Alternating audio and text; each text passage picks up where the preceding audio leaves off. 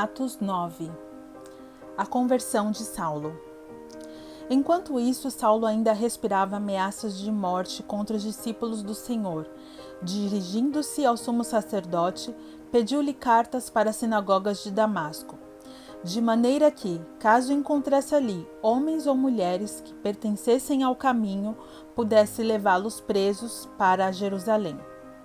Em sua viagem, quando se aproximava de Damasco, de repente brilhou ao seu redor uma luz vinda do céu.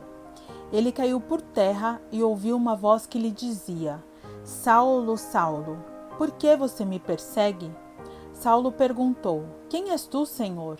Ele respondeu: Eu sou Jesus, a quem você persegue. Levante-se, entre na cidade. Alguém dirá o que você deve fazer. Os homens que viajavam com Saulo pararam emudecidos. Ouviam a voz, mas não viam ninguém. Saulo levantou-se do chão e, abrindo os olhos, não conseguia ver nada. E os homens o levavam pela mão até Damasco. Por 3 dias ele esteve cego, não comeu e nem bebeu. Em Damasco havia um discípulo chamado Ananias. O Senhor o chamou numa visão. Ananias. Eis-me aqui, Senhor, respondeu ele. O Senhor lhe disse: Vá à casa de Judas, na rua chamada Direita, e pergunte por um homem de Tarso chamado Saulo. Ele está orando. Numa visão viu um homem chamado Ananias chegar e impor-lhe as mãos para que voltasse a ver. Respondeu Ananias: Senhor, tenho ouvido muita coisa a respeito desse homem e de todo o mal que ele tem feito aos teus santos em Jerusalém. Ele chegou aqui com autorização dos chefes dos sacerdotes para prender todos que invocam o teu nome.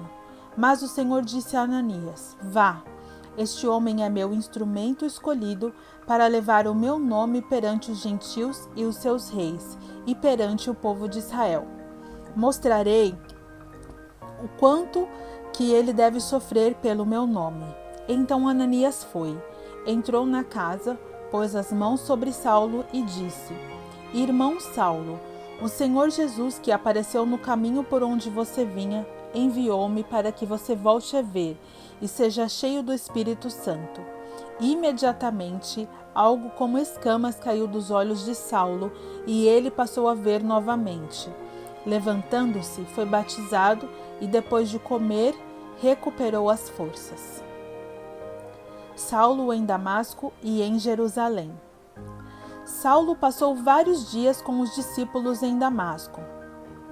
Logo começou a pregar nas sinagogas que Jesus é o Filho de Deus. Todos os que o ouviam ficavam perplexos e perguntavam: Não é ele o homem que procurava destruir em Jerusalém aqueles que invocam este nome? E não veio para cá justamente para levá-los presos aos chefes dos sacerdotes? Todavia, Saulo se fortalecia cada vez mais e confundia os judeus que viviam em Damasco, demonstrando que Jesus é o Cristo. Decorridos muitos dias, os judeus decidiram de comum acordo matá-lo, mas Saulo ficou sabendo do plano deles. Dia e noite, eles vigiavam as portas da cidade a fim de matá-lo. Mas os seus discípulos o levaram de noite e o fizeram descer num cesto, através de uma abertura na muralha.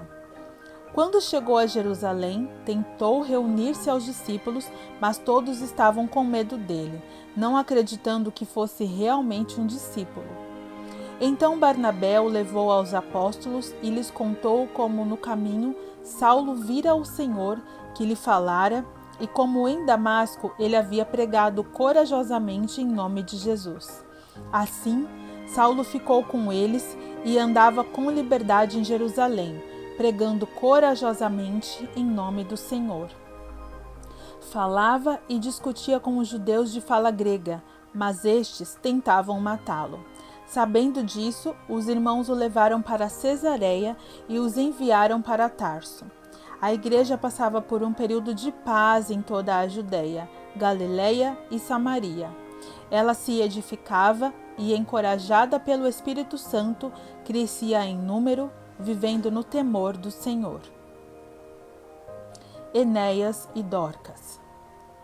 Viajando por toda parte, Pedro foi visitar os santos que viviam em Lida. Ali encontrou um paralítico chamado Enéas, que estava acamado fazia 8 anos. Disse-lhe Pedro: Enéas, Jesus Cristo vai curá-lo. Levante-se e arrume a sua cama. Ele se levantou imediatamente. Todos os que viviam em Lida e Sarona o viram e se converteram ao Senhor. Em Jope havia uma discípula chamada Tabita, que em grego é Dorcas, que se dedicava a praticar boas obras e dar esmolas. Naqueles dias ela ficou doente e morreu, e seu corpo foi levado e colocado num quarto do andar superior.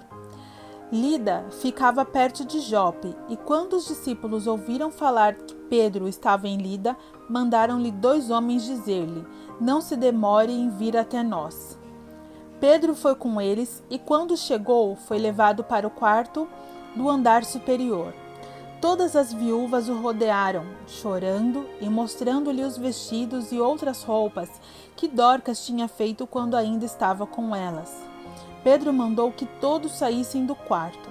Depois ajoelhou-se e orou. Voltando-se para a mulher morta, disse: Tabita, levante-se. Ela abriu os olhos e, vendo Pedro, sentou-se. Tomando-a pela mão, ajudou-a a pôr-se de pé. Então, chamando os santos e as viúvas, apresentou-a viva. Este fato se tornou conhecido em toda a cidade de Jope e muitos creram no Senhor. Pedro ficou em Jope durante algum tempo com um curtidor de couro chamado Simão.